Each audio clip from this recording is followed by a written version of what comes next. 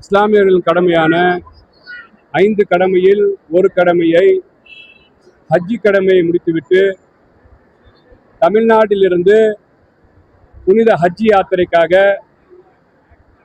6363 பேர் சென்றிருந்தார்கள்.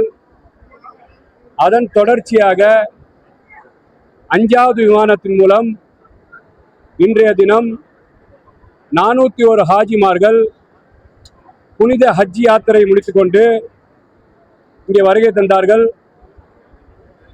மாண்புமிகு முதலமைச்சர் சார் அவர்களின் ஆலோசனைப்படி அவர் ஆணைக்கிணங்க இன்றைய தினம் புனித ஹஜ் யாத்திரை முடித்து வந்த அத்தனை ஹாஜிமார்களையும் நாங்கள் இங்கே மனமுகர்ந்து அவர்களுக்கு வரவேற்பு தந்தோம், வரவேற்றோம்.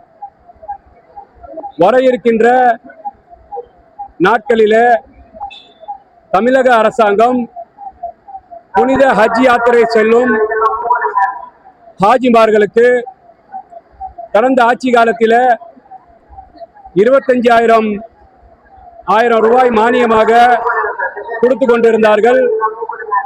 ஆனால் வர இருக்கின்ற துல்ஹஜ் மாதம் ஹஜ்ஜி செல்லக்கூடிய யாத்திரைக்கு செல்லக்கூடிய ஹாஜிமார்களுக்கு முதலமைச்சர் அவர்களின் கவனத்தில் சென்று அந்த ஹஜ்ஜி மானியத்தை 25,000 50,000 தர வேண்டும் என்று அவருக்கு கவனத்துக்கு எடுத்து சொல்லப்படும் என்று தெரிவித்துக் கொள்கிறேன். அது மட்டும் இல்லாமல் ஹஜ்ஜி யாத்திரைகள் இங்கே வரும்போது தமிழ்நாட்டிலிருந்து எல்லா டிஸ்ட்ரிக்ட்லேருந்து வரும்போது அவங்க திருநெல்வேலி, விருதுநகர், தென்காசி போன்ற இடத்துல வரும்போது இப்போதைக்கு அவங்க தங்குமிடமாக ஹஜ் ஹவுஸ் சூளையில் இருக்கக்கூடிய ஹஜ் ஹவுஸாக செயல்பட்டு இருக்கின்றது. ஆனால் இங்கே இருக்கக்கூடிய பக்கத்தில் ஒரு 140 கோடி மதிப்பில் ஒரு ஹஜ் ஹவுஸ் கட்டப்பட இருக்கின்றது. அந்த ஹஜ் ஹவுஸ் கட்டப்படுவதை துரிதப்படுத்தி வரும் இந்த ஹஜ்ஜி செக்ஷாரில் துல்ஹஜ் மாதம் புனித ஹஜ்ஜிக்கு செல்லக்கூடிய அந்த ஹாஜிமார்களுக்கு பயனளிக்கும் விதமாக அது முடிக்கப்படும் என்று முதலமைச்சர் கவனத்துக்கு கொண்டு செல்லப்படும்.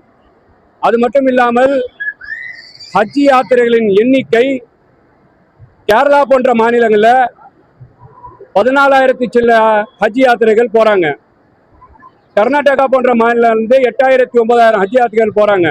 அது சென்சஸ் அடிப்படையில் கொடுக்கப்படுதுன்னு ஒரு தகவல் சொல்றாங்க.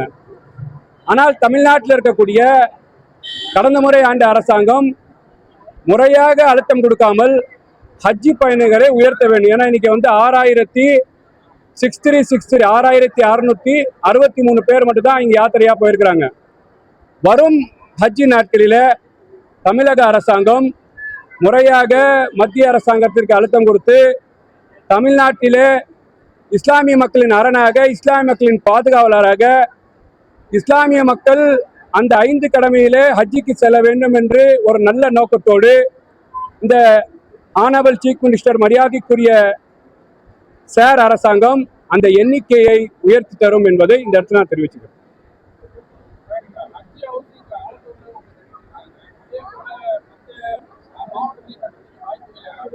இல்லை, இப்போ ஹஜ் ஹவுஸ் பார்த்தீங்கன்னா நம்ம கெட்டதே ஏர்போர்ட்டுக்கு பக்கத்தில் இருக்கணுன்ற ஒரு அடிப்படையில் அவங்க ஒரு 10 நிமிஷம் பயணத்தில் வரணும் கெட்டுறாங்க.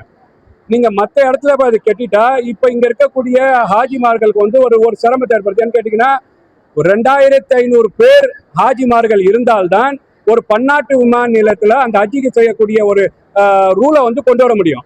இப்போ தமிழ்நாட்டில இருந்து இன்னைக்கு போன இந்த வருஷம் போனவர்கள் 6363 என்ற நம்பர்ல போயிருக்கிறாங்க. அப்போ நீங்க கடந்த வரும் ஹஜ்ஜி காலத்துல 2,500 பேர் அங்கே குறைவாக இருந்தால் இங்க சென்னையில இருந்து கேன்சல் ஆயிரும். அப்போ இது சென்னை வரக்கூடிய தமிழ்நாட்டில் இருக்கக்கூடிய எல்லா டிஸ்ட்ரிக்ட்ல வரக்கூடிய ஹாஜிமார்களுக்கு இங்க இருக்கக்கூடிய ஹஜ் கமிட்டி, ஹஜ் ஹவுஸ் இருக்கக்கூடிய நிர்வாகிகள் பல ஃபெசிலிட்டியை செஞ்சிருக்கிறாங்க. அவங்களுக்கு வந்து தங்கும் விடுதியை கொடுக்குறாங்க, அவங்களுக்கு வந்து சாப்பாடு ஏற்பாடு கொடுக்குறாங்க. இங்க வரும் ஹாஜிகளை வந்து அவங்க லக்கேஜை கொண்டு போய் அவங்க எங்க போறாங்களோ அந்த விமான வரைக்கும் கொண்டு போய் சேர்க்கிறாங்க. வர ஹாஜிகளை வந்து பணிவிடை செய்து அவங்களுக்கு உணவு தேவையை பூர்த்தி செய்து ஸ்நாக்ஸ் டீ போன்ற தேவைகளை பூர்த்தி செய்து ஹாஜிகளுக்கு லக்கேஜை கொண்டு வந்து இங்க விட்டுட்டு இவங்க இன்னைக்கு சாயங்காலம் ட்ரெயினா இருக்கலாம், ஒருத்தவங்களுக்கு நாளைக்கு காலையில ஃபிளைட்டா இருக்கலாம். இவங்களை கொண்டு போய் இங்க இருக்கக்கூடிய சூழலில் இருக்கக்கூடிய ஹஜ்ஜி தங்கும் விடுதியில வைத்து அவர்களுக்கு உணவெல்லாம் ஏற்பாடு செய்ய தரும். இது ஒரு கரெக்டான நெறிமுறையை ஃபாலோ பண்றாங்க. இப்ப நம்ம கெட்ட போற ஹஜ் ஹவுஸ் வந்து மிகப்பெரிய ஹஜ் ஹவுஸா இருக்கு. இதே போதுமானவா இருக்குன்னு பாக்குறேன்.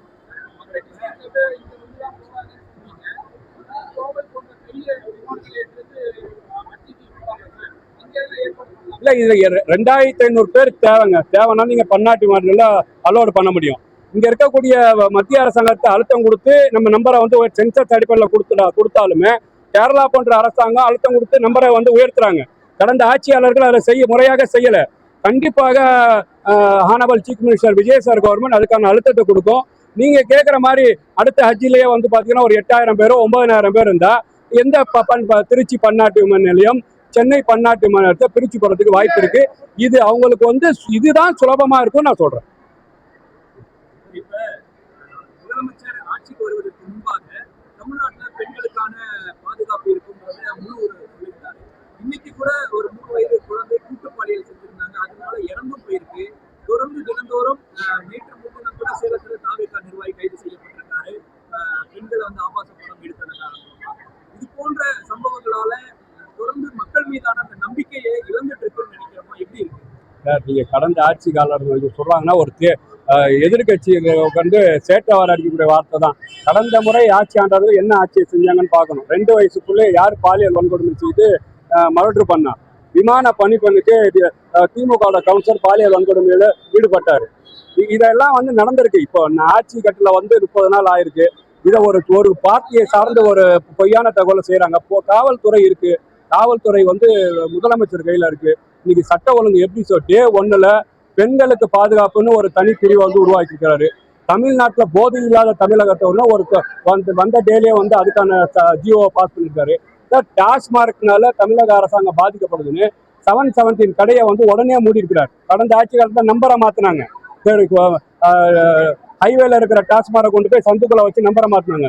முறையாக பாதிக்கப்படக்கூடாதுன்னு இதுதான் மனித நேயம், இதுதான் சமூக நீதி.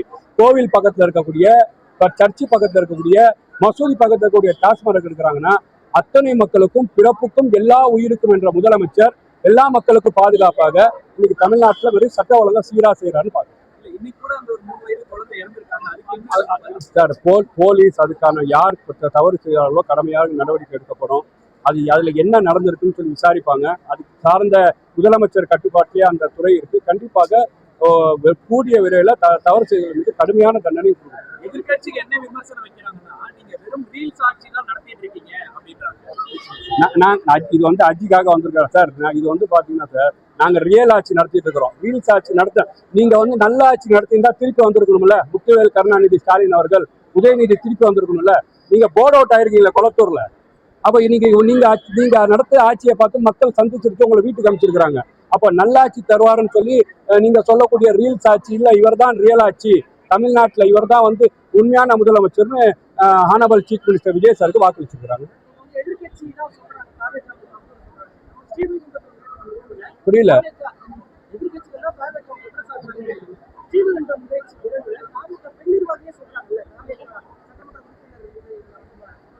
பெண் நிர்வாகி எதற்காக சொல்றாங்க, யாரு தூண்டப்பட்டிருக்கிறா, எதற்காக சொல்றாங்க, யார் தூண்டப்பட்டிருக்கா, அவங்க பின்னாடி யார் இருக்காங்க, இதெல்லாம் என்ன விசாரணை இருக்கு சார்.